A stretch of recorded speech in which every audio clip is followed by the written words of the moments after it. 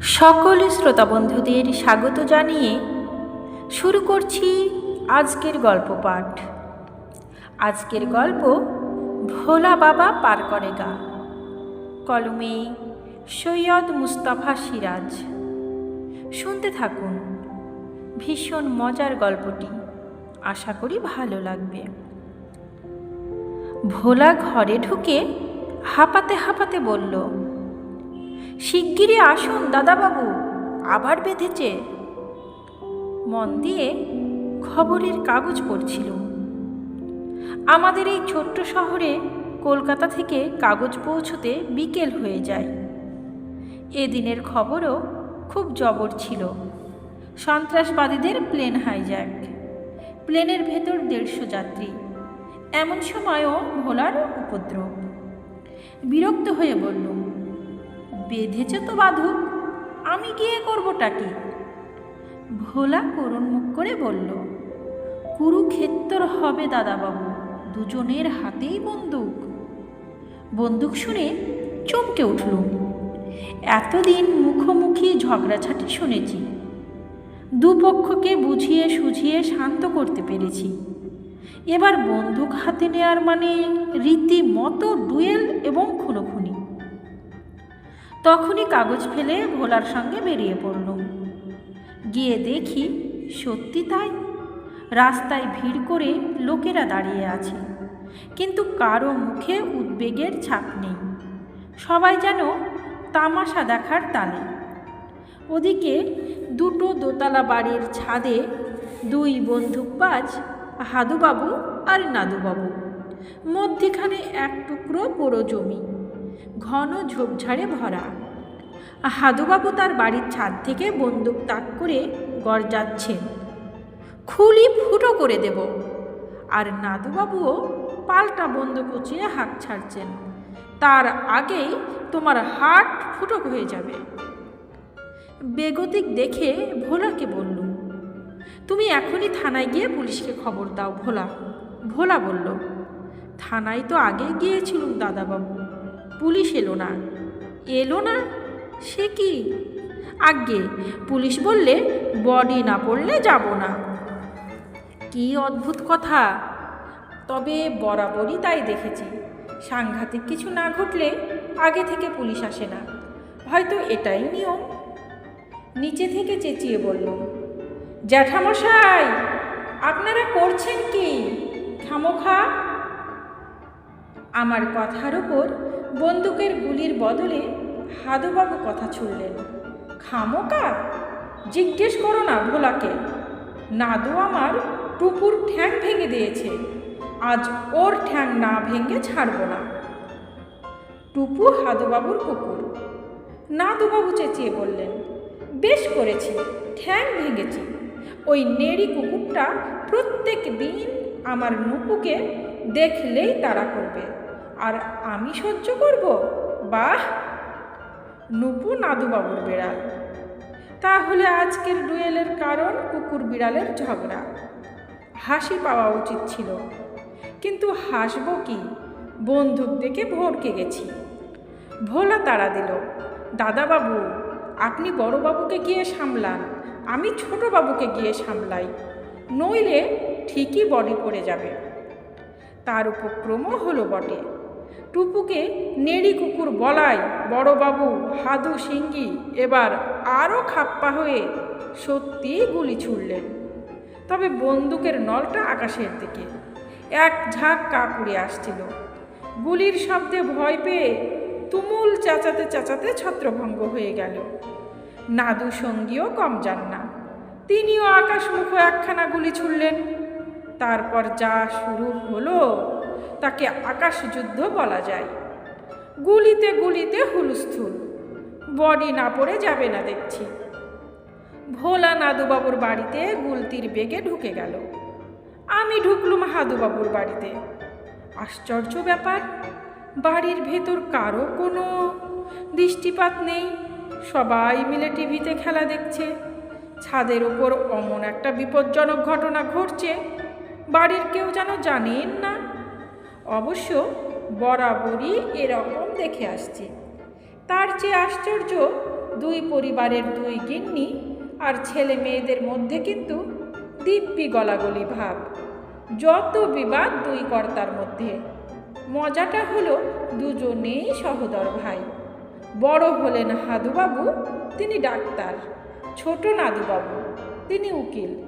বাবার মৃত্যুর পর নাদুবাবু আলাদা বাড়ি করেছিলেন। মধ্যিখানের জমিটা নিয়ে 7 বছর ধরে দু ভাইয়ের মামলা চলছে। ডাক্তার উকিলের সঙ্গে এঁটে উঠতে পারছেন না সম্ভবত। পাড়ার ছেলেরা পুরো জমিটাতে ক্লাব করতে চেয়েছে, কিন্তু পাত্তা পায়নি। আর ভোলা হলো বুড়ো কর্তার আমলের পুরাতন ভৃত্য। দু ভাই পৃথবান্ন হওয়ার পর ও বেচারার চাকরি গেছে, কিন্তু মায়া ছাড়তে পারে না। দুই বাড়িরই ভাই ফরমাস পালাক্রমে খাটে, তাই নিয়ে ও ঝামেলা। এই দড়ি টানাটানির খেলার মাঝখানে পড়ে মাঝে সাঝে তার অবস্থাও শোচনীয় হয়ে ওঠে। তখন কিছুদিন নিজের বাড়িতে গিয়ে থাকে। তারপর যিনি প্রথমে ডেকে নিয়ে আসেন তার বাড়ির সব কাজকর্ম করে। ততক্ষণে দুই যোদ্ধার বন্দুকের গুলি ফুরিয়ে গেছে। নিচে থেকে লোকেরা দুজনকে তাতিয়ে দিচ্ছে। ডাক্তারবাবু, আপনাকে বুড়ো আঙ্গুল দেখাচ্ছেন। উকিলবাবু, ওই দেখুন, আপনাকে লাঠি দেখাচ্ছেন। দুই ভাই তাতে আরও ক্ষেপে যাচ্ছেন। হাদুবাবুকে বলল, ছি জ্যাঠামশাই, আপনারা এসব কি করছেন? হাদুবাবুর গলা ভেঙে গেছে, ক্লান্তও বটে। ওই হতচ্ছাড়া বাদরটা বলে কার্নিশে হেলান দিলেন। সেই সময় দেখলুম ও বাড়ির ছাদে ভোলা নাদুবাবুকে পাজা কোলা করে তুলে নিয়ে যাচ্ছে সিঁড়ির দিকে। নাদুবাবু হাত পা ছুটছেন খুব, কিন্তু ভোলা যেন মরিয়া। হাদুবাবু ফোঁস শব্দে বললেন, আলসিয়ানের বাচ্চা, তাকে বলে নেড়ি কুকুর। এসো, তোমাকে দেখাচ্ছি পাটকেল ছুঁড়ে নাদুর টুপুর কি অবস্থা করেছে। আমার হাত ধরে টানতে টানতে দোতলার ঘরে নিয়ে এলেন হাদুবাবু। কুকুরটাকে পেছনে পায়ে ব্যান্ডেজ বাঁধা। মানুষের রোগের ডাক্তার জীবজন্তুর ব্যাপারেও ডাক্তারি করবেন, তাতে অবাক হওয়ার কিছু নেই। তবে কুকুরটা কিন্তু 4 ঠ্যাঙ্গেই চমৎকার হেঁটে আমার হাঁটু চাটতে এলো। কুকুরকে আমার বড্ড ভয়। দইবাত কামড়ে দিলে পেটে 14খানা বিশাল ইঞ্জেকশন। অতএব আর কথা না বাড়িয়ে কেটে পড়াই ভালো। সন্ধ্যের সময় ভোলা আমার ঘরে এলো, বলল, এর একটা বিহিত করা দরকার দাদাবাবু। লোক হাসানো কাণ্ড বটে, কিন্তু হঠাৎ যদি বন্দুকের একটা গুলি ফসকে এসে গায়ে লাগে, কি হবে ভাবুন। ভেবে কিছু পাচ্ছি না ভোলা। অবশ্য গুলি ফসকালে বডি পড়বে, পুলিশ আসতে বাধ্য হবে। আমার কথা শুনে ভোলা একটু হাসল। আপনি লেখাপড়া জানা মানুষ, আমি গোমুখ্য। তবে দাদাবাবু, আমার বয়স তো কম হলো না। এই দেখুন, চুল পেকে সাদা হয়ে গেছে। বলে সে তার এক রাশ সাদা চুল খামচে ধরল। দেখেছি, বিপদে পড়লে তখন সাপে নেউলে ইঁদুর বেড়ালেও গলাগলি ভাব হয়। সাই দিয়ে বলল, তা হয়, কিন্তু সিঙ্গি মশাইদের কথা আলাদা ভোলা। তাছাড়া কিভাবে ওদের বিপদ ঘটবে? ঘটবে, ভোলা মুচকি হেসে বলল, ঘটাতে হবে। হাসি পেল ওর কথা শুনে। বলল, কি বিপদ ঘটাবে ভাবছ? দেখবেন। ভোলা এবার গলার স্বর চেপে বলল, শুধু আপনার একটু সাহায্য চাই দাদাবাবু। কি সাহায্য? ভোলা ফিসফিসিয়ে বলল, আপনি বড়বাবুর কুকুরটাকে চুরি করে আনুন, আমি ছোট বাবুর বিড়ালটাকে।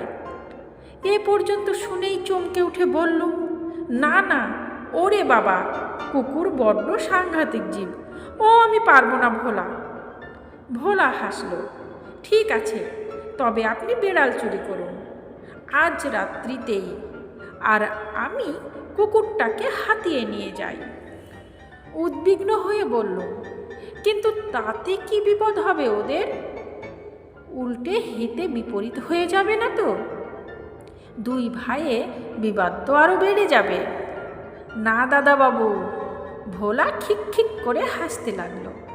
তারপর কি করতে হবে সময় মতো বাতলাবো। আপনি বিড়ালটাকে যে ফিকিরে পারুন চুরি করে আনুন। একটু চটে গিয়ে বললাম, কিন্তু চুরি করব কিভাবে? বিড়াল কি গাছের ফল? ধরতে গেলেই তো আঁচড়ে কামড়ে দেবে। ভোলা বলল, মাছ দাদাবাবু, মাছ। ছোটবাবুর বিড়াল মাছের খুব ভক্ত। রান্না করা মাছ হলে তো কথাই নেই। বাড়ির পেছনে ঝোপের ভেতর এক বাটি মাছের ঝোল নিয়ে গিয়ে বসুন। একটু বসে থাকলেই দেখবেন বেটার ছেলে হাজির হয়েছে। তখন আপনি বাড়ি চলে আসুন, দেখবেন ঠিকই পেছন পেছন আপনার বাড়ি চলে আসবে। তারপর বাটিটা মেঝেই রাখবেন, যেমনি খেতে বসবে অমনি, বুঝলেন তো? বলে ভোলা চোখ নাচালো, এক মুখ ধূর্ত হাসি। প্ল্যানটা মন্দ নয়, শুধু ভাবনা হলো বেড়ালটাকে লুকিয়ে রাখবো কোথায়। কথাটা তোলার আগেই হঠাৎ উঠে ভোলা চলে গেল। এখন সমস্যা হলো মায়ের চোখ বাঁচিয়ে এক বাটি মাছ জোগাড় করা। বাড়িতে আর লোকজন নেই। নভেম্বরের সন্ধ্যায় বেশ একটু হিম পড়েছে। মা তার ঘরে বসে অভ্যাস মতো ওল বুনছেন। বেড়াল চুরির আগে মাছ চুরি দরকার। ভাগ্যিস আজ বাজার থেকে খানিকটা ইলিশ এনেছিলুম, দুবেলা খাওয়ার জন্যই যথেষ্ট। চুপি চুপি গিয়ে রান্নাঘরে ঢুকে খুব সাবধানে একটু টুকরো মাছ চুরি করছিল। কিন্তু মায়ের কান সজাগ। ও ঘর থেকে বললেন, কে রে, ঘুটু নাকি? বললুম, জল খাচ্ছি মা। এখনই চা খেয়ে আবার জল খাচ্ছিস? আর বাটি নেওয়া হলো না। মাছের টুকরোটা হাতে নিয়েই বেরিয়ে পড়লুম। তারপর শটান গিয়ে সিঙ্গি বাড়ির কাছে। রাস্তাটা ছোট, লোক চলাচল কম। জঙ্গলে জমিটার উপর ল্যাম্প পোস্টের খাপচা খাপচা আলো পড়ে আছে। দুরু দুরু বুকে নাদুবাবুর বাড়ির পেছনে ঝোপের ভেতর ঢুকে ঘাপটি পেতে বসলুম। কিন্তু বেড়ালটা আসছে না। হাতের তালুতে মাছের টুকরোটা জ্যাব জ্যাব করছে, এদিকে মশার ঝাঁক ছিঁড়ে খাচ্ছে। ভোলার কথায় এই ঝুঁকি নেওয়া ঠিক হয়নি দেখছি। ইদানিং আবার ম্যালেরিয়া দেখা দিয়েছে। তার উপর ছোট সিঙ্গি টের পেয়ে চোর ভেবে গুলি ছুড়লেই গেছে। অন্তত মিনিট 10 কষ্ট করে বসে থাকার পর বিরক্ত হয়ে গুড়ি মেরে উঠতে যাচ্ছি, হঠাৎ জানলা থেকে এক ঝলক টর্চের আলো ঝাঁপিয়ে এলো। সঙ্গে সঙ্গে ঝোপের আড়ালে সেটে গেল। তারপরেই নাদু সিঙ্গির গলা শোনা গেল, এই নুপু, এই বাদর, কোথায় যাচ্ছিস? বেড়ালটাকে বাদর বললে হাসি পাবে, কিন্তু হাসবো কি, ভয়ে কাট। টর্চের আলোয় এক পলকের জন্য কালো রঙের বেড়ালটাকে ঝাঁপিয়ে নিচে পড়তে দেখলুম। বুঝলুম আর এখানে থাকা নিরাপদ নয়। আমিও 4 ঠেঙ্গে জন্তুর মতো গুড়ি মেরে ঝোপঝাড় ভেঙে রাস্তায়, তারপর সোজা নিজের বাড়ি। হাতের মুঠোর ঝোল মাখা মাছের টুকরো। ভোলাটা একটা হাদারাম, সবে হাত সামলে চেয়ারে বসেছে। পায়ের কাছ থেকে কি একটা নরম জিনিস উঠে মাছ ধরা হাতের মুঠো চাটতে শুরু করলো। আটকে উঠে মাছটা ফেলে দিয়েই দেখি নাদু সিঙ্গির পোষ্য প্রাণীটি ঝাঁপিয়ে পড়েছে মাছের ওপর। অমনি উঠে গিয়ে দরজা এঁটে দিলুম। বেড়ালটি তাড়িয়ে তাড়িয়ে মাছ খেতে থাকলো। একটু পরে ভোলা এসে জানলা দিয়ে ডাকলো, চুপি চুপি বলল, ধরেছেন? ধরবো কি করে, এই দেখো মাছ খাচ্ছে। ধরে ফেলুন, এখন ওর খাওয়ার দিকে মন। আহা, ধরুন না শিগগির। ভোলা তাড়া দিল। সাহস করে মাছ খেকো বেড়ালটা ধরল। নরম তুলতুলে প্রাণীটি আপত্তি করল না। তাকে জানলা গলিয়ে ভোলার হাতে তুলে দিল। দেখলুম ভোলার বগল দাবা হয়ে বড় সিংহের কুকুরটা এক টুকরো হাড় চিবোচ্ছে। ভোলা অন্য বগলে বেড়ালটা দিয়ে ঝটপট উধাও হয়ে গেল। এরপর আবার কি হাঙ্গামা বাঁধবে কে জানে। পরদিন সকালে হাঙ্গামা না বাঁধুক একটা হুলস্থুল কাণ্ড হয়ে গেল ফের। নাদু সিংহি আইনবাজ মানুষ। পুলিশ এসে হাদু সিংহের বাড়ি তন্ন তন্ন সার্চ করল, কিন্তু নাদু সিংহির আদরের বেড়ালের পাত্তা পেল না। ওদিকে হাদু সিংহিও তার খুদে অ্যালসেশিয়ানের নিখোঁজ হওয়ার জন্য পুলিশের কাছে নালিশ করেছেন। তাই নাদু সিংহির বাড়িতেও পুলিশ ঢুকলো, কিন্তু কুকুরটার পাত্তা পাওয়া গেল না। দুধে বঙ্কুবিহারী ধারা দুই ভাইকে এক চোট শাসিয়ে চলে গেলেন। আগের দিন সন্ধ্যায় বন্দুকের লড়াইয়ের খবর তার কানে গিয়েছিল। বন্দুকের লাইসেন্স বাতিল করার হুমকি দিয়েও গেলেন। দু ভাইয়ের মুখ দেখে মনে হলো বেশ ভরকে গেছেন। ভিড় সরে গেলে ভোলা আমার কাছে এলো, মুচকি হেসে বলল, দাদাবাবু কেমন বুঝলেন? বললুম, গুলি ছোড়াছুড়ি আর হবে না, তবে ঝগড়াঝাটি বেড়ে যাবে মনে হচ্ছে। না, ভোলা জোরে মাথা নাড়ল। এবার দেখবেন কি হয়। কি হবে বলো তো? দেখবেন, বলে ভোলা রহস্যময় হাসল। তারপর ফিসফিসিয়ে ফের বলল, এবার আপনাকে এর একটা কাজ করতে হবে দাদাবাবু। শোনা মাত্র বলল, না ভোলা, ব্যাপারটা পুলিশ অবধি গড়িয়েছে, আর আমি কিছু চুরি টুরি করতে পারবো না। ভোলা বিরক্ত মুখে বলল, আহা, কিছু চুরি করতে হবে না, কথাটা শুনুন না আগে। বেশ বলো। খেলার মাঠের ওদিকে বুড়ো শিবের মন্দিরটা দেখেছেন তো? হ্যাঁ, কিন্তু ব্যাপারটা কি? ওই মন্দিরে এক সাধু বাবা এসেছেন। ভোলা ফের ফিসফিস করে বলল, আপনি বড়বাবু আর ছোটবাবুকে গিয়ে বলবেন সন্ধেবেলা সাধু বাবার কাছে গেলেই টুপু নুপুর খোঁজ পাবেন। ভোলার কি প্ল্যান বোঝা গেল না, তবে ওর কথা মতো প্রথমে গেলুম হাদুবাবুর কাছে। কুকুর হারিয়ে খুব মনমরা হয়ে গেছেন। ডিসপেন্সারির দরজা বন্ধ, রোগীরা সাধাসাধি করে সাড়া না পেয়ে ফিরে গেছে। আমাকে দেখে করুণ মুখে সাইনাইডের পুড়িয়া হাতে নিয়ে বসে আছি। এই দেখো। আটকে উঠে বললুম, সর্বনাশ, সামান্য একটা কুকুরের জন্য সুইসাইড করবেন জ্যাঠামশাই? সামান্য? হাদুবাবু ফোঁস করে শ্বাস ছেড়ে বললেন, এটা প্রেস্টিজের ব্যাপার নয়। তুমি বুঝতে পারছো না নাদুর কি মতলব? ও জানে টুপু আমার প্রাণ। সেই প্রাণ চুরি গেলে আমার আর কি রইল? শুধু এই বডিখানা। জ্যাঠামশাই, বরং এক কাজ করুন, সন্ধ্যায় বুড়ো শিবের মন্দিরে যান। হাদুবাবু নড়ে বসে বললেন, মন্দিরে? মন্দিরে টুপুকে লুকিয়ে রেখেছে বলছো? তোমার মাথা খারাপ? না জ্যাঠামশাই, ওখানে এক সাধু বাবা এসেছেন, সাক্ষাৎ ভগবানের অবতার শুনলুম। ওকে ধরলেই আপনার টুপুর খোঁজ পেয়ে যাবেন। হাদুবাবু ব্যস্তভাবে বললেন, তাহলে এখনই যাই বরং, সন্ধ্যায় কেন?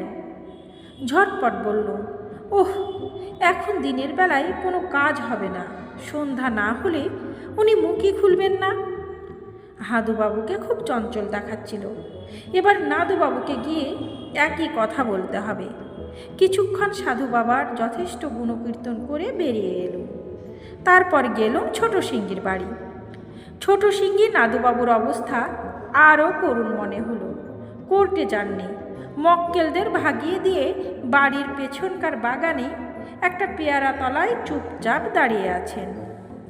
আমাকে দেখেও দেখলেন না জানো। হঠাৎ পায়চারি শুরু করলেন। তখন একটু ভয়ে ভয়ে ডাকলুম, কাকাবাবু। নাদু সিংহি বললেন, এখন কথা বলার টাইম নেই, পরে এসো। দেখছো না আমি আইন নিয়ে ভাবছি, যাও, বিরক্ত করো না। কাকাবাবু জানেন বুড়ো শিবের মন্দিরে এক সাধু বাবা, জোচ্চোর, সব জোচ্চোর, 420 কেস। না কাকাবাবু, সন্ধ্যায় সাধু বাবার কাছে গেলে আপনার নুপুর খোঁজ পাবেন। নাদুবাবু ভুরু কুঁচকে বললেন, কি? আজ্ঞে হ্যাঁ, শুনলুম উনি হারানো জিনিসের খোঁজ দিতে পারেন, তবে সন্ধ্যা না হলে মুখ খোলেন না। নাদুবাবুকে উৎসাহী মনে হলো, বললেন, ঠিক আছে, শেষ চেষ্টা। তবে জেনে রাখো, পুটু নুপুর খোঁজ না পেলে আমি এই পেয়ারা গাছে ঝুলে সুইসাইড করব। আর একটা চিরকুটে লিখে রেখে যাব, আমার মৃত্যুর জন্য আমার দাদাই দায়ী। তাহলে দুপক্ষই মরতে তৈরি দেখা যাচ্ছে। কিন্তু কথা হলো, ভোলার প্ল্যানটা এখনও ঠিক স্পষ্ট হচ্ছে না। কি করতে কি করে বসবে কে জানে। শেষ রক্ষা না হলে সত্যি দুটো বডি পড়ে যাবে, তবে বিনা যুদ্ধেই। সূর্য ডোবার সঙ্গে সঙ্গে খেলার মাঠের পাশ দিয়ে জঙ্গলের ধারে ভাঙ্গাচোরা বুড়ো শিবের মন্দিরের কাছে চলে গেল। দেখলুম সত্যি জটাজুটোধারী লম্বা দাড়িওয়ালা সাধু বাবা ত্রিশূল পুঁতে বসে আছেন। সামনে ধুনি জ্বলছে। সাধু বাবার গায়ে ছাই মাখা, চোখ দুটো বন্ধ। ভোলার জন্য কিছুক্ষণ অপেক্ষা করলাম, কিন্তু কোথায় সে? হঠাৎ দেখি সাধু বাবা চোখ পিটপিট করে তাকাচ্ছেন। আবছা আধার ঘনিয়েছে। হাত তুলে ইশারায় আমাকে সরে যেতে বলছেন। ভয়ে ভয়ে সরে গিয়ে বটগাছের গুড়ির আড়ালে দাঁড়িয়ে রইল। তারপর দেখলুম হাদুবাবু হন্তদন্ত হয়ে আসছেন। এসেই সাধু বাবার সামনে প্রাণপাত একেবারে। সাধু বাবা অং বং করে কি মন্ত্র আওড়ে বললেন, কুকুর হারিয়েছে। গলার স্বরটা বেজায় ভুতুড়ে। হাদুবাবু কাঁদো কাঁদো মুখে বললেন, হ্যাঁ বাবা, তবে আমার সন্দেহ আমার ছোট ভাই নাদুই ওকে গুম করেছে। সাধু বাবা চোখ পাকিয়ে গর্জালেন, চুপ, একটা কথাও না, কুকুর পাবি, চুপচাপ বসে থাক। হাদুবাবু ভক্তিতে গদগদ হয়ে কর জোরে বসে রইলেন। ধুনির আলোয় দেখলুম নাদুবাবু এসে গেছেন কখন, কিন্তু সম্ভবত দাদাকে দেখে সাধু বাবার সামনে আসছেন না। সাধু বাবাকে অন্তর্যামী মনে হলো। হাঁক দিলেন, কে রে ওখানে? অমনি নাদু সিংহি ছুটে এসে ধুনির সামনে উপুর হয়ে পড়লেন।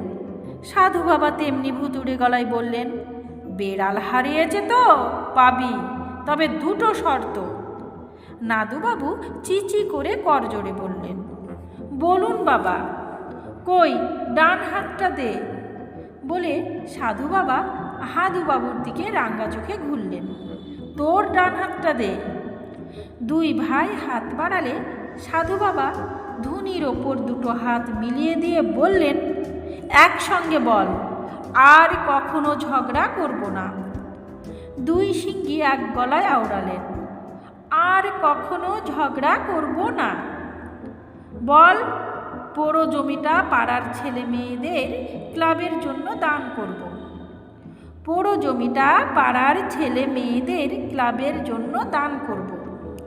এবার দুই ভাই হাত ধরাধরি করে বাড়ি চলে যা। সাবধান, হাত ছাড়লেই বিপদ। তারপর বাড়ি গিয়েই কুকুর বেড়াল ফিরে পাবি। যা, ওঠ। দেখার মতো দৃশ্য বটে। গতকাল সন্ধ্যায় যারা আকাশযুদ্ধ করছিলেন, তারা হাত ধরাধরি করে সন্ধ্যার আধারে খেলার মাঠ দিয়ে বাড়ি ফিরছেন। অবাক হয়ে তাকিয়ে আছি। এমন সময় ভোলার ডাক শুনতে পেলুম এতক্ষণে, দাদাবাবু চলে আসুন। ঘুরে দেখি সাধু বাবা খিক খিক করে হাসছেন আর মাথা থেকে জটাজুটো উপড়াচ্ছেন। সঙ্গে সঙ্গে চিনতে পেরে দৌড়ে গেলুম। ভোলা তুমি? বলে চেঁচিয়ে উঠলুম। সাধু বাবা বেশি ভোলা বলল, চুপ চুপ, একটা হাত লাগান আগে। গোফের কাজটা আটকে গেছে, ছাড়িয়ে দিন। আহা, এত জোরে নয়, আসল গোপ ছিঁড়ে রক্তারক্তি হবে যে। আস্তে আস্তে। হাসতে হাসতে বললুম, একটা কীর্তি করলে বটে। তুমি ভোলা নয়, একেবারে বাবা ভোলানাথ। তোমাকে প্রণাম করতে ইচ্ছে হচ্ছে। এই জন্যই বলে ভোলা বাবা পার করে গা। ভোলা বলল, আর এখানে নয়, চলুন বড়বাবু ছোটবাবুর ব্যাপারটা দেখি গিয়ে। দুজনকার এই ভাবটা থাকতে থাকতে ক্লাবের জন্য জমিটার দানপত্র করিয়ে নিতে হবে। সমাপ্ত। গল্প ভোলা বাবা পার করে গা। কলমে সৈয়দ মুস্তাফা সিরাজ।